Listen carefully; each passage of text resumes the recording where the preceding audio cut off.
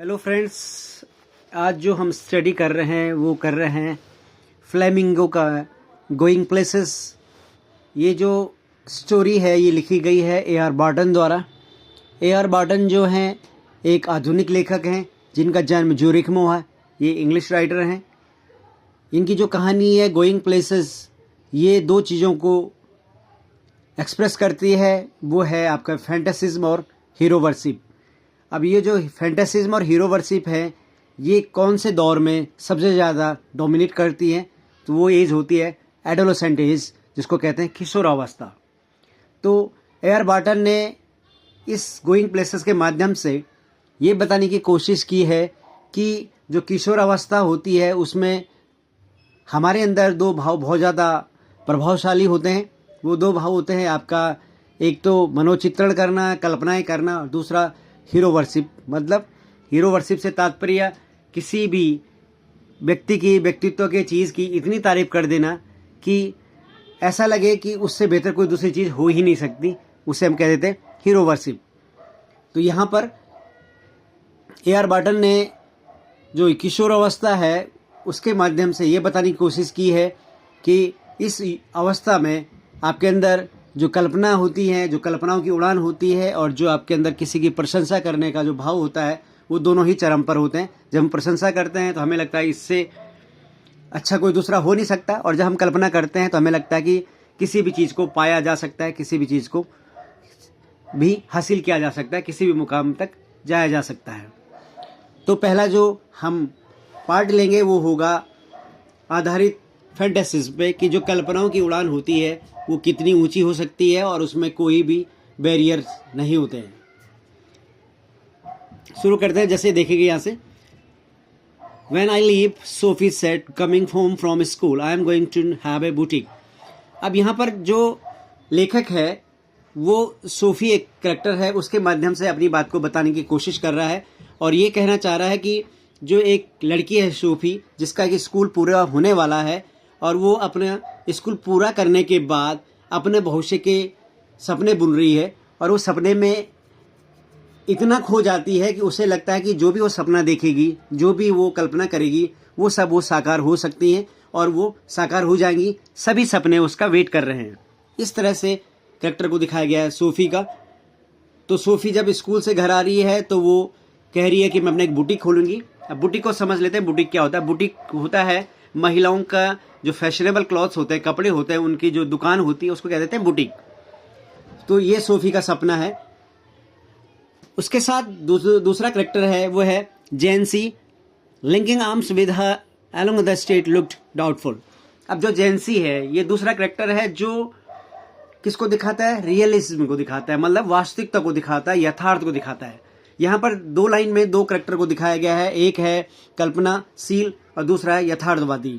सूफी है वो कल्पनाशील है और वो इतना ज़्यादा कल्पना करती है कि उसे लगता है हर चीज़ संभव है, जबकि जेंसी है वो करेक्टर है यथार्थ का, वास्तविकता की, कि जो भी चीज़ हम सोच रहे हैं, जो कल्पना हम कर रहे हैं, उसको पाने के लिए समय लगता है, उसके लिए मेहनत लगती है, और ज़रूरी नहीं कि जो भी सपना हम देखें हर बार वो पूरा हो सके, ऐसा संभव नहीं। इसलिए जब हम कोई सपने देखें तो उस पर हम यथार्थ की लगाम जरूर लगाएं, तभी उस घोड़े को दौड़ाएं, नहीं तो वो घोड़ा बेलगाम हो जाएगा और फिर आपको किसी गलत जगह या आपके साथ कोई अनहोनी संभव है।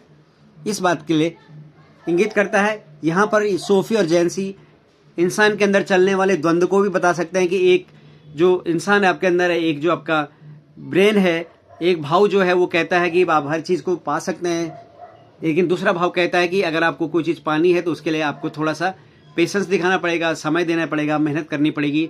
जितना आसान सपने देखना है उतना आसान उसको प्राप्त करना नहीं है, क्योंकि जब हम सपनों को पाने की कोशिश करते हैं तो हमें कर्म के रास्ते से जाना होता है और वहाँ पर हमें बहुत सारे अप्स एंड डाउन का सामना करना पड़ेगा।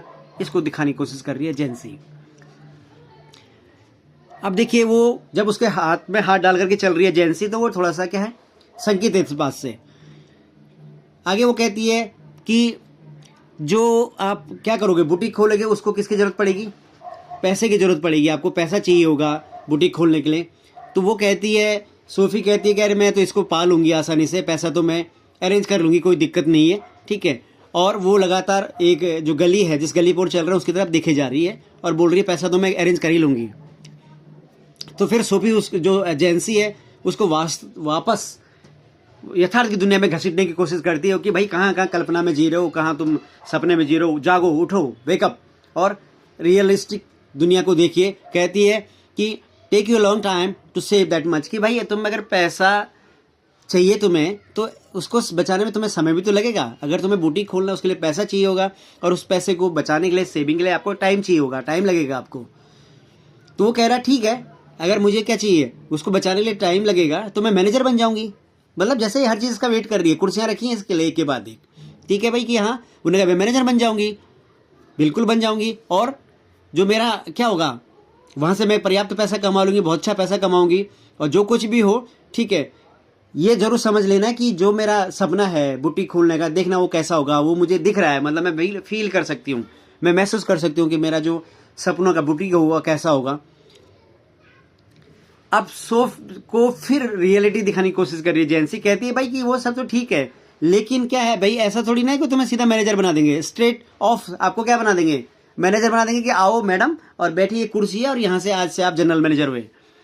ऐसा नहीं होगा कि कोई भी कंपनी होगी तो आपको सीधा मैनेजर नहीं बनाएगी। कोई भी जो यूपीएससी क्रैक करके टॉप रैंकर्स होते हैं, आईएएस, वो सीधा डीएम नहीं बन जाते, उनको भी पहले एसडीएम, ठीक है, एडीएम, आपको इस तरह से और भी सबऑर्डिनेट जो पोस्ट होती हैं डीएम के अधीन, उनके वहाँ रखा जा सकता है। जिले में कोई भी पद और दिया जा सकता है जो प्रशासनिक काम से रिलेटेड हो, जो यूपीएससी के जो आईएएस के ट्रेनिंग लेने वाले जब जॉब में आते हैं तो वो कर सकते हैं। तो यहाँ पर वो वही फिर आपको रियलिटी दिखाने की कोशिश कर रही है। I will be Mary Quint, Sophie said. अब वो कह रही भाई मैं मैरी क्वेंट बन जाऊंगी, ठीक है, अब मैरी क्वेंट बन जाऊंगी। उसके बाद अब वो क्या कह रही है, ये एक फेमस फैशन डिजाइनर हैं, ठीक है, मैं अपना क्या करूंगी, बुटीक शुरू करूंगी, और जो मेरा बुटीक होगा वो इतना शानदार होगा, इतना भव्य और दिव्य होगा, नव्य होगा कि उसको देखते ही रह जाएंगे लोग। मतलब ऐसा बुटीक इस शहर वालों ने पहले कभी नहीं देखा होगा। वही वो कहता है ना कि बस जो मेरी दुनिया होगी वो सबसे अलग होगी, ऐसे किसी की होगी नहीं। इस तरह की वो बातें कर रही है। अब जेंसी यथार्थ को बहुत अच्छे से जानती है, समझती है, या ये कहते हैं कि जो आपका एक ब्रेन है जो आपको यथार्थ की दुनिया दिखाता है उसको इंगित कर रही है। जेंसी कह रही है भाई कि हम लोग तो बिस्किट फैक्ट्री के लिए बने हैं, हम लोग जो बने हैं वो बिस्किट फैक्ट्री के लिए बने हैं भाई, आप कहाँ दे रहे हो। मतलब यहाँ पर ये बताने की कोशिश की जा रही है कि वो जो दोनों लोग हैं सोफी और जेंसी, वो बहुत ज़्यादा हाई क्लास नहीं है, वो बहुत एलीट लेवल से नहीं है, बहुत ज़्यादा संभ्रांत परिवारों से नहीं आते, उन पर इतना धन संपदा नहीं है कि स्कूल से निकलते ही बुटीक खोल लें। उनकी जो बैकग्राउंड है बहुत वीक है और उनको किसी कंपनी में, फैक्ट्री में जाकर या घर में कुछ भी इस तरह का काम करना पड़ेगा जिससे वो रोजमर्रा के जीवन को यापन कर सकें। एटलीस्ट हमें तो बिस्किट फैक्ट्री में काम करना है भाई, कितने बड़े सपने मत देखो, ठीक है। वो फिर ये सब बोलते हुए उदास भी हो जाती है जेंसी की, यार ये कौन सी दुनिया में जी रही है। और साथ में वो चाहती है कि ये जो सोफी है ना, ये बिल्कुल हवाई बातें बिल्कुल न करे मेरे से, वो सुनना ही नहीं चाहती इस तरह की बातों को जेंसी, क्योंकि वो रियलिस्टिक गर्ल है, वो वास्तविकता को समझने वाली लड़की है, तो वो उसको ये बहुत हवाई उड़ाने ज़्यादा अच्छी नहीं लगती, इसलिए चाहती ये बातें इस तरह की न करे। अब जैसे ही वो अपनी गली में पहुंचते हैं, किसकी, सोफी के गली में पहुंचते हैं, तो वहाँ पर फिर जो वो है आपका जेंसी है, वो फिर उसे इंगित करती है, फिर खींचती है वापस यथार्थ की दुनिया पर। बोलती है भाई सोफ, ऐसा है कि अब तो हमें समझदार हो जाना चाहिए और ख़ास तौर से तुम्हें हो जाना चाहिए, क्योंकि अब बहुत ज़्यादा समय नहीं बचा हुआ है हमारे स्कूल के टाइमिंग को, ठीक है। और साथ में क्या होगा कि जो आपके पापा हैं वो भी आपको इस काम के लिए क्या नहीं करेंगे, अलाउ नहीं करेंगे, मतलब आपको इस बात की परमिशन नहीं देंगे कि आप ये काम करो, मतलब बुटीक खोलो, ठीक है, मैनेजर बन जाओ, इसकी परमिशन आपके पापा नहीं देंगे। और इन सब के से पहले हमको थोड़ा समझदार होना पड़ेगा, क्योंकि अब हमारा स्कूल का अंतिम दौर चल रहा है, इसके बाद हम स्कूल से जाने वाले हैं, तो थोड़ा अब तुम तो समझदार हो जाओ, आप तो कम से कम वास्तविकता की दुनिया में आओ।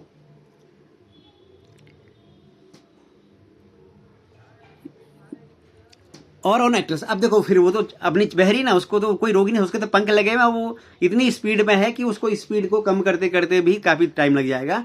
अब वो क्या कह रही है, अरे भाई अगर ये कुछ नहीं होगा तो मैं एक्ट्रेस बन जाऊंगी, हीरोइन बन जाऊंगी, ठीक है, कोई अभिनेत्री बन जाऊंगी, ठीक है, वहाँ पे बहुत ज़्यादा पैसा है, ठीक है, और साथ में क्या है, साथ साथ में मैं क्या कर लूँगी, अपना बुटीक भी चला लूँगी साइड बाय साइड। ठीक है, जो हीरोइंस होती हैं, जो अभिनेत्रियाँ होती हैं, उनको ऐसे तो नहीं कि फुल टाइम जॉब करती हैं, दिन भर काम करती रहती हैं। ठीक है, जो कुछ भी हो, मैं फिर क्या बन जाऊँगी, अगर कुछ नहीं होगा तो मैं फैशन डिजाइनर बन जाऊँगी। ठीक है, पर कुछ ना कुछ मैं क्या करूँगी, सम्मानजनक करूँगी, सोफिस्टिकेटेड होगा, मतलब जो भी होगा, मतलब जो मैडम है इसको कुछ सम्मानजनक अच्छा चाहिए, मतलब जहाँ धन दौलत पैसा नाम शोहरत सब कुछ हो, मतलब इनको सब कुछ अच्छा चाहिए। और यथार्थ में कुछ भी नहीं चल रहा है अभी, सब कुछ किस में चल रहा है, कल्पनाओं में। तो इसलिए कहता है कि कल्पनाओं की दुनिया थोड़ा सा अलग होती है, इसलिए जब उड़ें तो थोड़ा सा उस पर एक लगाम भी रखें जो कि यथार्थ की हो। अब उसके बाद क्या होता है कि वो दोनों के दोनों अपनी गली में मुड़ते हैं, जो कि सोफी की गली है। और वो इतनी अभी इसमें खोई हुई है सोफ़ी कि वो भूल जाती है कि मेरे साथ कौन चल रही है, जैनसी चल रही है, और उसको वो बारिश में बाहर छोड़ करके अपने आप को अंदर चले जाती है। अब जब जो सोफ़ी है वो अंदर प्रवेश करते हैं तो उसके पापा कुछ खा रहे हैं, उन्होंने कुछ चम्मच जैसा या करछी जैसा कुछ, उससे वो छोटे छोटे जो मांस के टुकड़े हैं उसको अपने मुंह में रख रहे हैं, और उनका चेहरा थोड़ा सूजा हुआ है और उनमें पसीना आ रहा है। ये सिचुएशन है घर के अंदर की। उसके बाद वो सोचती है कि जो पैसे हैं वो पेड़ पर उगते हैं। ये कौन कह रहा है, डायरेक्ट कह रहा है। और ये सब वो अपने पापा उसके पापा जिस कुर्सी पे बैठे हैं उसके पीछे लटक कर ये बातें कह रहा है। तो मतलब यहाँ पर इसका सेंस ये है कि जो डायरेक्ट है, उसका जो भाई है सूफी का, वो अपने पापा को थोड़ा सा क्या कर रहा है, थोड़ा प्रोवोक कर रहा है, ये थोड़ा सा हिंट कर रहा है कि पापा इस अपनी लड़की को थोड़ा यथार्थ की दुनिया दिखाओ, ये बहुत उड़ रही है हवा में। भला वो छोटा है लेकिन फिर भी वो व्यंग्यात्मक तरीके से ये इंगित करने की कोशिश करता है कि पापा, क्योंकि मैं तो छोटा हूँ, मेरे से बड़ी है तो मैं डायरेक्ट उसे नहीं कह सकता हूँ, लेकिन क्योंकि छोटा माँ बाप का लाडला होता है इसलिए अपने पापा से कहता है, और पापा को इस बात के लिए इंगित करता है, इस तरह के लिए प्रेरित करता है कि आप इस लड़की को, इस बहन को थोड़ा सा रियल दुनिया दिखाइए। इसको लग रहा है कि पेड़ पे लगते हैं पैसे, पत्ते तोड़े और दुकान में गए और आप सामान ले आए, ऐसा इसको लग रहा है। इतना आसान नहीं है जितना ये समझ रही है। भला वो छोटा है लेकिन उसका भाव थोड़ा सा गहरा है। ये कह सकते हैं थोड़ा सा वो दूसरे अर्थों में कह सकते हैं तो अपने बहन को चिढ़ाने की कोशिश भी कर रहा है अपने पापा के माध्यम से, और एक यथार्थ को भी उसे दिखा रहा है। उनकी जो मदर है वो क्या कर रही है, गहरी सांस ले रही है। मतलब इससे ये भी इंगित होता है कि उनकी तबीयत भी बहुत अच्छी नहीं है, वो भी थोड़ा नासाज हैं। जो सोफ़ी है वो अपनी माँ को देख रही है, वो सिंक पर झुकी हुई हैं, तो उनकी कमर दिख रही है, उस पर उनके जो कपड़े हैं वो बंधे हुए हैं, और वो उनको देख रही है अपनी माँ को काम करते हुए वहाँ पर, कि उनकी माँ सिंक पर मुड़ी हुई है। ठीक है, और जो अंधेरा है वो उनकी खिड़कियों से अंदर की तरफ झांक रहा है। उनके जो कमरा है उसमें स्टोव की जो भाप है, जो धुआं है, वो फैला हुआ है चारों तरफ। ठीक है, और जो इधर उधर हैं वो इधर उधर बर्तन पड़े हुए हैं, कपड़े पड़े हुए हैं। ठीक है, सांस लेने में थोड़ा दिक्कत हो रही है, और जो उसकी बहन है उसको थोड़ा दिक्कत हो रही है सांस लेने में, सोफ़ी को, तो इसलिए वो गले में थोड़ा दिक्कत महसूस करती है और सोचती है कि क्यों ना मैं दूसरे कमरे में जाकर अपने भाई के कमरे में चले जाऊं, उससे बात कर लूं, उससे मिल लूं। तो यहाँ पर लेखक ने उनकी जो फाइनेंशियल कंडीशन है उसको दिखाने की कोशिश की है कि जो उनकी फाइनेंशियल कंडीशन है वो बहुत अच्छी नहीं है। ठीक है, वो एक कमरे में रह रहे हैं, वहीं पर पापा रह रहे हैं, वहीं पर उनका खाना बन रहा है, वहीं पर कपड़े पड़े हुए हैं। ठीक है, और वहीं पर सब कुछ हो रहा है। इट मीन्स क्या होगा कि वो फाइनेंशियली बहुत ज़्यादा साउंड नहीं है, और इन सब के बावजूद जो सोफ़ी है उसके सपने काफ़ी बड़े हैं। एक अच्छा साइन है, एक अच्छी चीज़ है, लेकिन इसमें समस्या इसलिए है क्योंकि इसमें यथार्थता का पुट नहीं है, क्योंकि कहीं पर भी सोफ़ी रियलिस्टिक नहीं हो रही है, वो केवल कल्पना। हाँ, अरे इसी कल्पना के साथ यथार्थ भी होता है। जैसे मुकेश का कैरेक्टर, अगर आप चैप्टर का नाम मैं नहीं बताऊंगा, आप खुद उसको रिफ्रेश कीजिए। जो मुकेश है उसे भी मोटर मैकेनिक बनना होता है, और उसे मोटर मैकेनिक बनना होता है, लेकिन वो जानता अपनी कंडीशन को कि भाई मैं कैसे बन पाऊंगा। क्योंकि एक बार वो कहता है कि भाई तुम पायलट क्यों नहीं बनना चाहता। उसने कहा भाई यहाँ से तो बहुत कम हवाई जहाज उड़ते हैं ऊपर से, मतलब जो चीज़ दुनिया मैंने देखी नहीं उसके बारे में मैं सपने भी नहीं देखता। तो उसके सपने भी वास्तविकता को से जुड़े हुए हैं, वो भी अपनी कल्पना से उस परिस्थिति से बाहर निकलना चाहता है जिसमें वो जी रहा है, लेकिन वो यथार्थता को स्वीकार करता है, जो उसके साथ घट रहा है उसको स्वीकार करते हुए आगे बढ़ना चाहता है। लेकिन यहाँ पे सोफ़ी ऐसा नहीं कर रही है। सोफी केवल कल्पना कर रही है, यथार्थ को नहीं जी रही है। यही अंदर है मुकेश के कैरेक्टर में और सोफी के कैरेक्टर में। अब ध्यान से समझिएगा कि मुकेश कैरेक्टर कहाँ था, कौन से चैप्टर में था। अब देखिए फिर अगले कमरे में जब वो जाती है जॉब के कमरे में, तो वो अपने घुटनों पे झुका हुआ है, ठीक है, दूसरे कमरे में। और वो जो उसके मोटरसाइकिल के पार्ट्स हैं उनको उन्होंने अलग अलग एक न्यूज़पेपर में फैला रखा है ज़मीन में। और उसके बाद क्या होगा कि वो 3 साल से स्कूल नहीं गया। इसका मतलब उसने 3 साल से स्कूल उसका हो चुका, 3 साल पहले उसने अपना स्कूल छोड़ दिया है। और वो एक अभी प्रशिक्षु है, देख रहा होगा आपको, अप्रेंटिस मैकेनिक है, मतलब अप्रेंटिस कर रहा है, मतलब अभी प्रशिक्षण ले रहा है, सीख रहा है मोटर मैकेनिक का काम। और वो अपनी जो उसका काम है उसके लिए यात्राएं करता है, इधर उधर जाता है, भागा दौड़ी करता है, मतलब ठीक है, शहर में इधर उधर से जाता रहता है। अब वो काफ़ी बड़ा हो गया है, समझदार हो गया है। और वो अब अपने वो जो एरियाज हैं, कौन बड़ा हो गया है, जियोफ। तो जो उसकी बहन है सोफी, अब इसको ताका झाकी करने क्या था, ठीक है, कि जो उसके एरियाज हैं, किसके, जो जियोफ की लाइफ है, सस्पेक्टेड का मतलब जिसके बारे में जियोफ ने सोफी को नहीं बताया, जिसकी वो दुनिया, जियोफ की वो दुनिया जिसके बारे में सोफी कुछ नहीं जानती। अब सोफी चाहती कि मैं वहां भी घुसूं, मैं वहां भी जानूं कि इसकी दुनिया में क्या चल रहा है, ये क्या सोचता है, ये कहाँ जाता है, क्या करता है, वहां की दुनिया कैसी है, वहां क्या हो रहा है। तो ये वहां भी जाना चाहती है। और ये ऐसा क्यों चिंतित हो रही है, व्याकुल हो रही है, ऐसा इसलिए व्याकुल हो रही है क्योंकि वो बहुत कम बोलता है। जियोफ बहुत कम बोलता है, बहुत रेयर बोलता है। और उसका बोलना ऐसा होता है जैसे कि आप क्या कर रहे हैं, जैसे आप स्टोन निकाल रहे हो ग्राउंड से, मतलब जमीन से पत्थर निकालने जैसा है जियोफ का बोलना। जितना मुश्किल जमीन से पत्थर को निकालना है, उतना ही मुश्किल जियोफ के मुंह से शब्द निकालना है। तो क्योंकि वो कम बोलता है, तो जो कम बोलते हैं उनके बारे में जिज्ञासा ज़्यादा होती है कि ये क्या सोचता है, कैसा महसूस करता है। तो ये सब जानने के लिए बेताब है कौन, अपनी सोफी। अब वो इसलिए इससे थोड़ा जेलस भी है यार, ये बताता ही नहीं है, मेरे कुछ भी बताता नहीं है। अब उसकी जो साइलेंस है वो चुभती है उसे। अब वो जिसकी जो दुनिया है उसकी दुनिया में वो जाना चाहती है, सोफी उसकी दुनिया में प्रवेश करना चाहती है, लेकिन वो कभी भी उसके में नहीं जा पाती क्योंकि वो जगह जगह जो बाहर के जगह है उनमें वो प्रवेश करता है, जाता है, ये सब कुछ करता है, और सोफी उसके बारे में कुछ नहीं जान पाती। अब they attained a special fascination simply because they were unknown to her and remained out of her reach। अब वो ज़्यादा व्याकुल इसलिए भी हो पा रही है क्योंकि ये सब चीज़ें उसकी रेंज में नहीं है। वो कुछ भी कहाँ जा रहा है, कौन से शहर में जा रहा है, कौन सी जगह पे जा रहा है, ये सब की सोफी की रेंज में है ही नहीं, उसकी पहुंच में है ही नहीं। तो उसको जब कुछ पता नहीं चल पा रहा, इसलिए उसके अंदर ज़्यादा व्याकुलता है, जेलसी भी है यार कि मुझे कुछ बताता ही नहीं है। तो ये सब सोफी के, मतलब अपनी दुनिया तो है, दूसरे की दुनिया में भी झांकना है। अब देखिए perhaps there was also people. अब यहाँ पर इस लाइन में क्या कह रहा है कि ऐसे बहुत सारे लोग हैं जिनमें क्या है, हिप्नोटिज्म है, जिनमें एक सम्मोहकता है, जिसके बारे में कभी भी जेब ने कोई डिस्कस नहीं किया, कभी बताया नहीं। वो हमेशा क्या रहता है, चुपचाप रहता है, ठीक है, और कभी भी अपनी बातों को नहीं बताता है। साथ में वो अपनी कल्पनाएं खुद करता है, अपनी कल्पना में वो भी जीता है, उसकी भी एक अपनी दुनिया है जिसमें वो विचरण करता है।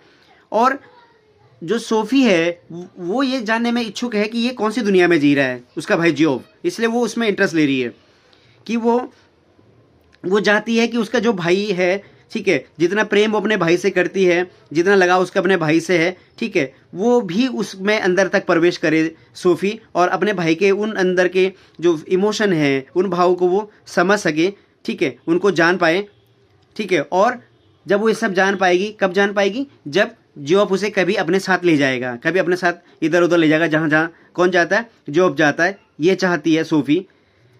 ये वो भी जानती है कि उसके पापा उसको कभी भी ऐसा करने के लिए अलाउ नहीं करेंगे, न तो सोफी को जाने देंगे और न ही जियोफ को इस बात की परमिशन देंगे कि वो अपनी बहन को लेकर कहीं इधर उधर बाहर जाए, ठीक है। और इसलिए वो कभी भी अपने मन की बात अपने पापा से नहीं बोल पाती और न ही जियोफ से बोल पाती है। उसका पीछे कारण क्या है कि पापा की नज़र में वो अभी क्या है, बहुत छोटी है, इतनी मिच्योर नहीं है कि वो बाहर की दुनिया को समझ सके। और इसी बात की जो परेशानी है वो है जियोफ, सोफी को। उसको लगता है कि जो बाहर की दुनिया है उसका क्या कर रही है, वेट कर रही है, जो बाहर की दुनिया है उसका इंतज़ार कर रही है, वेलकम करने के लिए बैठी है, क्योंकि वो कल्पनाशील है और उसे लगता है कि जब वो बाहर जाएगी तो बाहर की दुनिया भी उसका वैसा ही वेलकम करेगी, उसे वैसा ही प्यार करेगी, वैसा ही उसको रिस्पॉन्स देगी, वैसा ही उसके साथ अच्छे ढंग से रहेगी जैसे उसके उसके अपने परिवार वाले रहते हैं। मतलब जितना उसका परिवार उसको वार्म वेलकम करता है, उसको प्यार करता है, वैसे बाहर की दुनिया भी करेगी। बाहर की दुनिया भी उतनी शानदार होगी जैसे उसके अपने घर की दुनिया है। मतलब यहाँ पे इमोशंस की बात हो रही है, भावों की बात हो रही है, कितना लगाव, अटैचमेंट वो एक दूसरे के प्रति फील करते हैं। बाहर के लोग भी उसी तरह से उसे महसूस कराएंगे और बाहर की दुनिया उसे बहुत अच्छा रिस्पॉन्स देगी, रिगार्ड देगी। उसे ऐसा लगता है साथ में कि बाहर की दुनिया उसका वेट कर रही है कि कब सोफ़ी जैसी कोई लड़की इस दुनिया में प्रवेश करेगी और वो सब उसका बेसब्री से इंतज़ार कर रहे हैं। सोफ़ी यहाँ तक अब पहुँच गई है कि उसे लगता है कि वो घोड़े में अपने भाई के पीछे बैठी हुई है, जेब के पीछे, ठीक है, जॉब के पीछे, और उसने चमकीले कपड़े पहने हुए, ठीक है, उसके भाई ने लेदर का चमड़े का कपड़ा पहना हुआ और उसने बिना आस्तीन का एक पीला सा लंबा सा चोगा जिसको कह देते हैं उसको पहना हुआ जो पीछे से उड़ रहा है। और ठीक है, जो वर्ल्ड है, जो दुनिया, बाहर की दुनिया है, वो उसका तालियों से क्या कर रही है, स्वागत कर रही है सोफ़ी का। तो अब देखिए कल्पना, देखिए कि जैसे कहते हैं ना कि एक कोई राजकुमार आएगा, ठीक है, और उसे घोड़े में बैठा कर ले जाएगा। बस वो जो कल्पना है उसका परफेक्ट एग्जाम्पल है सोफ़ी। अब आगे जब हम बात करते हैं तो जो जोफ है उसके हाथ में एक पुर्जा है, एक मतलब उसका जो जिसपे, क्योंकि वो मोटर मैकेनिक का काम सीख रहा है तो उसके हाथ में पुर्जे होंगे, कल पुर्जे होंगे, और उनको ध्यान से देख रहा है और उसको लगता है कि यार काश ये पुर्जे भी मेरे से कभी बात करते हैं। मतलब उनको एक वो एनिमल की तरह है, एक लिविंग क्रिएचर की तरह ट्रीट कर रहा है। मतलब उनका उसका उसने एक पर्सोनिफिकेशन कह सकते हैं, मानवीकरण कह सकते हैं, ठीक है, कर दिया है उनसे। वो चाहता है कि ये भी बात करें, कुछ बोलें। मतलब वो इतना डीप है अपनी दुनिया में खोया हुआ कि उसे लगता है कि ये कल पुर्जे भी मुझसे बात करें। अब सोफ़ी की एक अलग दुनिया है, वो कहती है कि मैं तो डैनी केजी से मिली। अब यहाँ पे देखिए एक नया कैरेक्टर इंट्रोड्यूस हो गया, डैनी केजी। डैनी केजी जो है एक बहुत अच्छा फुटबॉल का प्लेयर है और यहाँ पर से एक नया ट्विस्ट आएगा कहानी में, क्योंकि हमने कहानी के शुरू में देखा कि जो स्टोरी है वो दो चीज़ों पर फोकस करती है किशोरावस्था के, एक है फैंटेसिज्म और एक है हीरो वर्शिप। अभी तक जो हमने देखा कहानी में वो देखा कि यहाँ पर बात हो रही थी रियलिस्टिक वर्ल्ड की और एक आपके इमेजनरी वर्ल्ड की, मतलब कल्पना की दुनिया, कल्पना जहाँ पर कल्पनाएं ज़्यादा हैं उस दुनिया में आदमी जी रहा, और एक दूसरा करेक्टर था जेंसी जो एक वास्तविक दुनिया में जी रही थी, उसको बताने की कोशिश भी कर रही थी। सोफ़ी जी रही थी कल्पना की दुनिया में, तो इमेजिनेशन थी और आपके रियलिटी थी। अब यहाँ पर जो दुनिया है, यहाँ पर दो दुनियाएं और शुरू होंगी। एक होगी आपकी फैंटेसिज्म की जो कल्पना है ही है, लेकिन साथ में यहाँ पे हीरो वर्शिप भी हो जाएगा। हीरो वर्शिप कहते हैं उस चीज़ को जहाँ पर हम किसी की इतनी प्रशंसा कर दें कि उसके जैसा कोई दूसरा हो ही नहीं सकता। तो यहाँ पर अब दो, और यहाँ पर आपका थोड़ा रियलिज्म भी रहेगा लेकिन फैंटेसी के साथ हीरो वर्शिप ऐड हो गई है जो सोफ़ी के मन में चल रही है, दोनों को दोनों थॉट। और यहाँ पे हीरो वर्शिप होगी आपका डैनी केजी की, उसको हीरो के तौर पे पेश किया जाएगा, ठीक है। और जो फैंटेसिज्म की दुनिया है, जो फैंटेसी की दुनिया है, उसको जी रही है सोफ़ी। तो फैंटेसी को सिंबलाइज का करेगी, या जो फैंटेसी है उसको हमारे सामने प्रस्तुत करेगी सोफ़ी, और जो करेक्टर है हीरो का उसको दिखाया गया है आपका डैनी केजी के द्वारा, जिसकी वर्शिप कर रही है सोफ़ी। अब इस कहानी में आगे बढ़ते हैं। अब सोफ़ी कहती है कि मैं किससे मिले, डैनी केजी से मिली। अब उसका जो भाई है, क्योंकि वो कौन सी दुनिया में खोया हुआ था, उसका भाई खोया हुआ था अपनी कल पुर्जों की दुनिया में, इसलिए वो थोड़ा सा चौंक जाता है। उसका भाई चौंक जाता है और वो बोलता है कि कहाँ देखा तुमने, मतलब क्योंकि वो अपनी बातों में खोया था। अचानक से जब वो डैनी केजी का नाम सुनता तो चौंक जाता है, तो बोलता है भाई तुमने कहाँ देखा। तो वो बोलता है कि जब वो बोलता है कि तुमने उसे कहाँ देखा, तो वो बोलती है इन द आर्केड। आर्केड का मतलब होता है कि जब मतलब सड़क के जब दोनों तरफ क्या रहती हैं, दुकानें रहती हैं, मतलब दुकानों से भरा हुआ जो सड़क होती है उसको बोलते हैं आर्केड, ठीक है। तो बोलती है कि मैंने मतलब एक हिसाब से कह सकते हैं बाजार में उसको देखा, ठीक है। किसको, डैनी केजी को देखा सोफ़ी ने। तो उसका जो भाई है जॉफ, वो कहता है भाई ये तो सच हो नहीं सकता, तुम झूठ बोल रही हो। तो वो बोलती है भाई आई डिड टू, मैंने देखा है भाई, ठीक है। तो वो बोलती है यू टोल्ड दैट, तुमने क्या पापा को बताया। उसका भाई बोलता क्या तुमने पापा को बताया। तो वो क्या करती है, वो अपना सर हिलाती है और उसके बाद क्या करती है, अपना सर हिलाने के बाद अपनी जो क्या है अज्ञानता है, ठीक है, वो प्रकट करती है, या अपना जो गुस्सा है वो प्रकट करती है। क्यों प्रकट करती है? क्योंकि वो जो भी उसके अपने सीक्रेट्स होते हैं, जो भी उसके मन की बातें होती हैं, वो सबसे पहले किसको बताती है? अपने भाई जियोब को बताती है। जब भी कुछ उसके मन में चलता है, कुछ भी हो रहा होता है, तो सबसे पहले वो किसको बताती है? जियोब को बताती है। तो वो बोल रहे हैं अभी तो भाई मैं तेरे को बता रही हूँ, ठीक है, तो जब मैं तेरे को सबसे पहले जो मेरे मन में आता है वो मैं तेरे को बताती हूँ, तो मैं तेरे से पहले पापा को कैसे बता दूंगी? इसका मतलब अगर मैं तेरे को ही पहली बार बता रही हूँ तो इसका मतलब मैंने पापा को नहीं बताया होगा।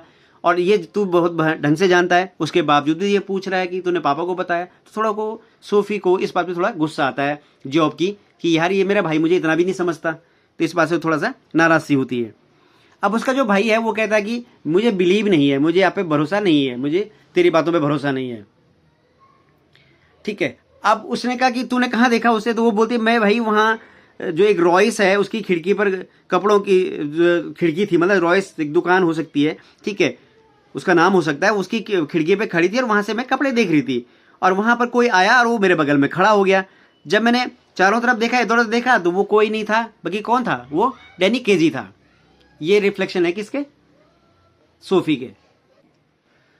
अब उसका भाई बोलता चल ठीक है भाई, तो ये बता कि वो कैसा दिखता है। अब वो श्योर करना चाहता है कि भाई ये तो फेंक तो नहीं गई। तो वो कहता है कि भाई तू ये बता कि वो कैसे दिखता है। अब वो बोलती है यार हद हो गई मेरे भाई, तू जानता है ना वो कैसे दिखता है, मतलब तू मेरे से क्रॉस चेक कर, मतलब तू जानता, तू मेरे को क्यों क्रॉस चेक कर रहा है? तू जानता तो वो कैसे दिखता है, ठीक है। अब उसका भाई बोलता ठीक है वो तो चलो मैं मान गया, लेकिन किसकी तरह दिखता है? मतलब दिखता है लेकिन किसकी तरह, मतलब किस कंपेरेटिवली किसकी तरह है? आप मतलब किसी बता सकते कि उसकी तरह दिखता है, ठीक है। तो अब वो थोड़ा बता दीजिए उसको श्योर करने के लिए, अपने भाई को बिलीव कराने के लिए, विश्वास दिलाने के लिए, ठीक है। वो बोलती है चल ठीक है मैं बताई, ही हैज ग्रीन आइजेस, उसकी आंखें कैसी हैं? ग्रीन है, मतलब उसकी हरी आंखें हैं, ठीक है। वो बहुत सभ्य लगता है, ठीक है, उसकी जो आंखें हैं बहुत सभ्य है, मतलब उनमें सम्मान रिस्पेक्ट दिखती है। वो उतना लंबा भी नहीं है जितना तुम सोच रहे हो, ठीक है। जो उसके दांत हैं, उसके दांतों के बारे में कुछ बोलना चाहती है, फिर वो चुप हो जाती है, नहीं बताती उसके बारे में। इस बीच में जो उसके पिता हैं वो क्या कर चुके हैं? स्नान ले चुके हैं, उसके पापा स्नान ले चुके हैं, और उनके जो बॉडी है थोड़ा गुलाबी चमक, क्योंकि नहाने धोने के बाद सफाई के बाद थोड़ा साइन करती है, तो उनकी बॉडी साइन कर रही है, और उनके शरीर से थोड़ा खुशबू आ रही, किसकी? साबुन की, जिसको आप उन्होंने यूज किया होगा। और इसके बाद उन्होंने क्या किया? टेलीविज़न खोला, और टेलीविज़न खोलने के बाद जैसे उन्होंने टेलीविज़न खोला, तो टेलीविज़न खोलने के बाद क्या हुआ? उन्होंने डेरिक के जो जूते थे जो सोफे पे पड़े हुए थे, कुर्सी पे पड़े हुए थे, उनको सोफे की तरफ फेंका, और वो थोड़ा सा एग्रेशन में, गुस्से में, कैसे या नाराज के साथ बैठ गए उस पर। अब जोफ ने बोलना शुरू किया कि भाई जो सोफ़ी है वो आज डैनी केजी से मिली। ये अपने पापा के सामने वो रख रहा बात कि जो सोफ़ी है वो डैनी केजी से मिली। अब जो सोफ़ी है वो क्या कर रही है? थोड़ा सा संकुचा गई, शर्मा गई। ये एक स्वाभाविक है कि जब कोई जब हमारी कोई क्या होता है, जो क्रश कह सकते हैं, किसी को हम जब लाइक करते हैं, और लड़की खास तौर से लड़की किसी को लाइक करती है और उसके बाद उसके पापा के सामने होती है, तो थोड़ा सा आदमी, लड़की को क्या हो जाती है? संकुच जाती है। लड़का हो या लड़की कोई भी हो, थोड़ा हेजिटेशन होगी, क्योंकि आप अपने माँ बाप के, अपने बड़ों का सम्मान करते हैं। तो वो जो हिचक है वो सम्मान का प्रतीक है, कि वो अपने पापा की रिस्पेक्ट करती है। इसलिए जब उसके जो एक ड्रीम इमेज है उसकी बात उसके पापा के सामने होती है, तो थोड़ा सा वो शर्मा जाती है, या संकुचा जाती है, या कह सकते हैं थोड़ा हेजिटेट होती है। स्वाभाविक है। यहाँ पर संस्कार को दिखाने की कोशिश की गई है, कल्चर को दिखाने की कोशिश की गई है। ये भी दिखाया गया कि जब भी हम कितने भी आधुनिक, मॉडर्न हो जाएं, समझदार हो जाएं, पढ़े लिखे हो जाएं, लेकिन अपनी जो समझ है, जो हमारी संस्कृति है, सभ्यता है, रिस्पेक्ट है, उसको मत भूलिए। क्योंकि कोई भी शिक्षा आपको रिश्तों की कद्र करना सिखाती है, उनको और सम्मान करने की चीज़ें सिखाती है, न कि उनको डाउनग्रेड करने के लिए हमें प्रेरित करती है। जनरली आजकल थोड़ा सा शिक्षा में ये चीज़ें आ गई हैं कि हमने आधुनिकता को इस लेवल पे ले गए हैं कि हम ज़्यादातर चीज़ों को नकारात्मक वे में ले जाते हैं, क्योंकि शिक्षा हमेशा आपको कुछ अच्छा करने के लिए, अपग्रेड करने के लिए प्रमोट करती है, न कि डिग्रेड करने के लिए। तो यहाँ पर भी इसी बात का सिंबल है। अब वो कहता है कि उसका भाई बोलता है कि उससे मिली, वो मेज पर थोड़ा सा शर्मा जाती है, उसकी जो पापा है उसकी गर्दन थोड़ा मोटी है, वो थोड़ा घुमाते हैं और थोड़ा सा फिर वही, क्योंकि अब यहाँ पे पापा का भाव दिया, क्योंकि कोई भी जो पिता होता है वो ये बात को पसंद नहीं करेगा कि कोई आ करके उनकी लड़की उनसे इस बारे बात करे कि भाई मुझे वो लड़का मिला था, ऐसा मिला था, मतलब थोड़ा सा उनको लगता है कि ये मर्यादा का उल्लंघन है। तो यहाँ पर जो सोफी के पिता हैं उनका जो गुस्सा है वो इसलिए है कि उनको लगता है कि उनके जो बच्चे हैं वो मर्यादा का उल्लंघन कर रहे हैं, तो इसलिए वो अपनी जो नाराजगी है उसको दिखा रहे हैं। लेकिन जॉब कहता है भाई कि पापा ये बात तो सच है। जॉब कहता है कि ये बात तो बिल्कुल सच है कि ये किससे मिली है, ये डैनी केजी से मिली है। अब ये क्योंकि वीडियो काफ़ी लंबा हो गया, लगभग आधे घंटे का हो चुका है, इसलिए इसका जो बाकी का हिस्सा है जिसमें हम हीरो वर्शिप को देखेंगे उसको हम दूसरे वीडियो में डिस्कस करेंगे। Thank you very much.